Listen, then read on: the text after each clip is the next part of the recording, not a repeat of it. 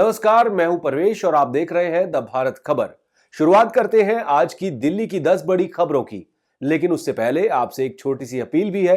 अगर आपने अभी तक द भारत खबर चैनल को सब्सक्राइब नहीं किया है तो अभी सब्सक्राइब कर लीजिए और नोटिफिकेशन का जो बेल आइकन है वो भी दबा लीजिए। दिल्ली के पूर्व डिप्टी सीएम मनीष सिसोदिया और आम आदमी पार्टी के दूसरे सबसे बड़े नेता मनीष सिसोदिया की मुश्किलें कम होती नहीं दिख रही हैं। शराब घोटाले में गिरफ्तार सिसोदिया को 14 दिन की न्यायिक हिरासत में भेज दिया गया। सिसोदिया को 20 मार्च तक तिहाड़ जेल में रहना होगा। हालांकि 10 मार्च को उनकी जमानत याचिका पर सुनवाई भी होनी है। एक हफ्ते से सीबीआई के सवालों का सामना करने के बाद सिसोदिया को सोमवार को सीबीआई ने राउज एवेन्यू कोर्ट में पेश किया। भारी सुरक्षा इंतजामों के बीच कोर्ट ले जाए गए सिसोदिया को अब तिहाड़ जेल में रहना होगा, जहां उनके एक अन्य साथी पूर्व मंत्री सत्येंद्र जैन 9 महीने से बंद हैं।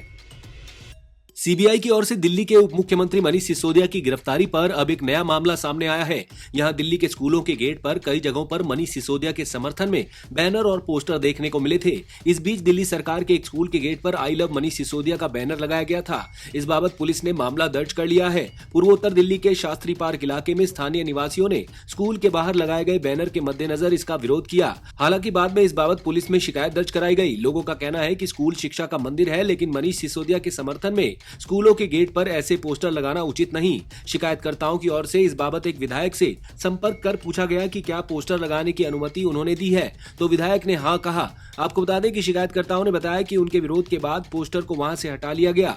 शिकायतकर्ता की ओर से आरोप लगाया गया कि दिल्ली के स्कूलों में बच्चों का ब्रेन वॉश करने का काम किया जा रहा है। शिकायतकर्ता ने बताया कि प्रिंसिपल से पूछताछ करने पर जब उन्होंने मामले की गंभीरता को नहीं समझा तब इस बाबत पुलिस में शिकायत की। इस मामले में पुलिस ने दोषियों के खिलाफ कड़ी कार्रवाई करने की बात कही है। वहीं एक अन्य स्थानीय निवासी की ओर से जब स्कूल गेट पर पोस्टर लगाने का विरोध किया गया और इसे गलत बताया गया, तब पोस्टर लगाने वालों ने कहा कि केंद्र सरकार जो कर रही है क्या वो सही है। स्थानीय निवासी के मुताबिक पोस्टर लगाने को लेकर स्कूल के प्रिंसिपल और बच्चों पर दबाव बनाया जा रहा है। आप सांसद संजय सिंह ने कहा है कि मनीष सिसोदिया को सीबीआई मानसिक रूप से प्रताड़ित कर रही है। जांच एजेंसी उनसे झूठे कबूलनामे पर हस्ताक्षर करने के लिए फोर्स कर रही है। उनसे कहा जा रहा है कि हम आपको सारे आरोप लिखित में दे रहे हैं, आप इस पर हस्ताक्षर कर दें। इधर दिल्ली के पूर्व डिप्टी सीएम मनीष सिसोदिया की गिरफ्तारी को लेकर 9 विपक्षी नेताओं ने प्रधानमंत्री नरेंद्र मोदी को एक चिट्ठी लिखी है। इन नेताओं में दिल्ली के मुख्यमंत्री अरविंद केजरीवाल भी शामिल हैं। चिट्ठी में लिखा है कि मनीष सिसोदिया की गिरफ्तारी ये दिखाती है कि भारत एक लोकतांत्रिक देश से तानाशाही शासन में तब्दील हो गया है। दिल्ली विधानसभा का बजट सत्र 17 मार्च से शुरू होगा। दिल्ली सरकार 21 मार्च को वर्ष 2023-24 के लिए अपना वार्षिक बजट पेश करेगी। दिल्ली विधानसभा का बजट सत्र आम आदमी पार्टी के वरिष्ठ नेता मनीष सिसोदिया की उपस्थिति के बिना शुरू होगा। इस बार दिल्ली सरकार का बजट मंत्री कैलाश गहलोत द्वारा पेश किया जाएगा।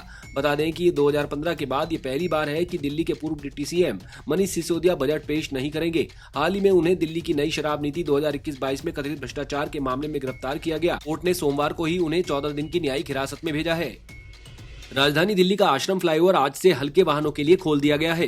फ्लाईओवर से पीक आवर्स में लगभग 14,000 वाहनों के गुजरने की उम्मीद है। साथ ही फ्लाईओवर के शुरू होने से साउथ दिल्ली और नोएडा के बीच की दूरी तय करने में अब 25 मिनट कम समय लगेगा। 6 लेन के फ्लाईओवर की वजह से दिल्ली नोएडा में आना जाना सिग्नल फ्री हो गया है। अभी कुछ कार्य पूरे नहीं हुए हैं, इस कारण भारी वाहनों को फ्लाईओवर पर जाने की अनुमति नहीं दी गई। 1 महीने में कार्य पूरा होने के बाद भारी वाहन भी फ्लाईओवर का उपयोग कर पाएंगे। फ्लाईओवर के उद्घाटन के मौके पर दिल्ली के मुख्यमंत्री अरविंद केजरीवाल ने कहा कि बहुत खुशी का दिन है कि आश्रम फ्लाईओवर को जनता के लिए खोला जा रहा है, जिससे अब घंटों तक के जाम से निजात मिल जाएगी। वहां वाहन 3 रेड लाइट से फ्री हो जाएंगे। नोएडा से मेडिकल तक बिना रेड लाइट फर्राटे से जा पाएंगे। हाई टेंशन वायर के चलते फिलहाल लाइट व्हीकल ही इससे गुजर सकेंगे। आने वाले दिनों में 15 फ्लाईओवर या उसका एक्सटेंशन या डबल लेन का काम होना है। सीएम केजरीवाल ने कहा कि हमारे कार्यकाल में 27 फ्लाईओवर बने, लेकिन पिछले 65 वर्षों में केवल 84 फ्लाईओवर का निर्माण हुआ था। 15 और बड़ी परियोजनाओं पर काम चल रहा है। अब राजधानी में वाहनों से होने वाले प्रदूषण पर और शिकंजा कसा जाएगा। वायु गुणवत्ता में सुधार के लिहाज से दिल्ली सरकार के परिवहन विभाग ने सार्वजनिक सूचना जारी कर सभी वाहन मालिकों से वैध प्रदूषण नियंत्रण प्रमाण पत्र रखने के लिए कहा है। नियमों का उल्लंघन करने पर वाहन मालिकों पर 10,000 रुपए का जुर्माना या 3 महीने की जेल या दोनों हो सकते हैं। इस दौरान वाहन मालिकों को लाइसेंस रखने के लिए भी अयोग्य माना जाएगा। दिल्ली पुलिस स्पेशल सेल की एक टीम ने कुतुब मीनार मेट्रो स्टेशन के पास एक एनकाउंटर के दौरान लॉरेंस बिश्नोई गिरोह के नीरज उर्फ कात्या नाम के एक वांछित गैंगस्टर को गिरफ्तार किया है। अपराधी के खिलाफ करीब 2 दर्जन मामले दर्ज हैं। वो यूट्यूब पर वीडियो अपलोड कर दहशत फैलाता था। पुलिस के मुताबिक उसके शनिवार रात कुतुब मीनार इलाके के पास उसके आने की सूचना मिली, जिसके बाद पुलिस हरकत में आ गई। पुलिस ने बताया कि उसके बाद टीम ने जाल बिछाया और रात में उसे पकड़ लिया। हालांकि पुलिस को आसपास देखकर आरोपी ने फायरिंग कर दी, जिसके जवाब में पुलिस ने भी फायरिंग की। मुठभेड़ के दौरान किसी को गोली नहीं लगी। आरोपी के कब्जे से एक सेमी ऑटोमेटिक पिस्टल के साथ 2 जिंदा कारतूस बरामद किए गए। आरोपी नीरज दिल्ली में 5 हत्या, 2 हत्या के प्रयास और अन्य जबरन वसूली, डकैती, अपहरण, चोट, हमला, धमकी, चोरी, शस्त्र अधिनियम आदि सहित 25 से ज्यादा आपराधिक मामलों में शामिल पाया गया है। मामले की आगे की जांच।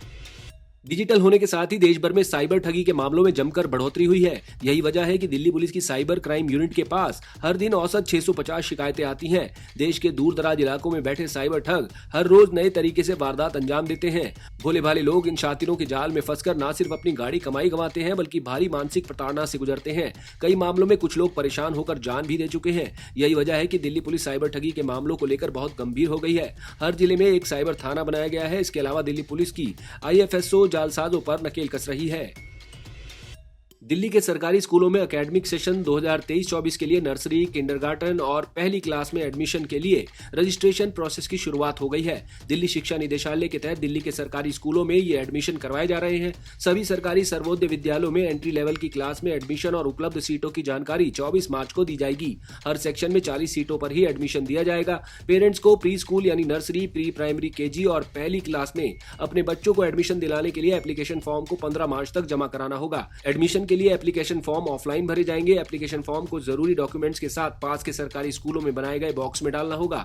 पेरेंट्स को कोशिश करनी चाहिए कि वो पास के स्कूल में ही बच्चों को एडमिशन दिलाएं। खामी वाले एप्लीकेशन फॉर्म जमा करने वाले उम्मीदवारों की लिस्ट 18 मार्च को स्कूलों के नोटिस बोर्ड पर लगा दी जाएगी। स्टूडेंट के पेरेंट्स 20 और 21 मार्च को स्कूल के समय के दौरान संबंधित स्कूलों में एप्लीकेशन फॉर्म में हुई किसी भी गलती को दूर करने के लिए आ सकते हैं। दिल्ली के बाजारों में होली की तैयारियां जोरों पर है। गुलाल, पिचकारियां खरीदने वालों की भीड़ बाजारों में देखने को मिल रही है। वहीं 2 दिनों से चल रही ठंडी हवाओं की वजह से मौसम ने करवट ली है। दोबारा से ठंड का एहसास होने लगा है। ऐसे में लोगों को चिंता है कि वो होली पर पानी वाले रंगों से खेल सकेंगे या नहीं। घबराइए नहीं, मौसम विभाग का कहना है कि होली के दिन हवाएं इतनी तेज नहीं चलेंगी। हवाओं की रफ्तार कम होने के साथ तापमान में भी इजाफा होगा। IMD के मुताबिक सोमवार को आसमान साफ रहेगा। अधिकतम तापमान 31 और न्यूनतम तापमान 16 डिग्री के आसपास रहेगा। होली के बाद 9 से 11 मार्च के बीच अधिकतम तापमान 32 से 33 डिग्री के बीच बना रहेगा। वहीं न्यूनतम तापमान 14 डिग्री के आसपास रहेगा। बारिश की संभावना 11 मार्च तक नहीं है। आप देख रहे थे दिल्ली की 10 बड़ी खबरें। अगर आपको हमारी ये खबरें पसंद आई तो लाइक कीजिए, कमेंट कीजिए और इसे अपने दोस्तों के साथ WhatsApp पर शेयर कीजिए। नमस्कार।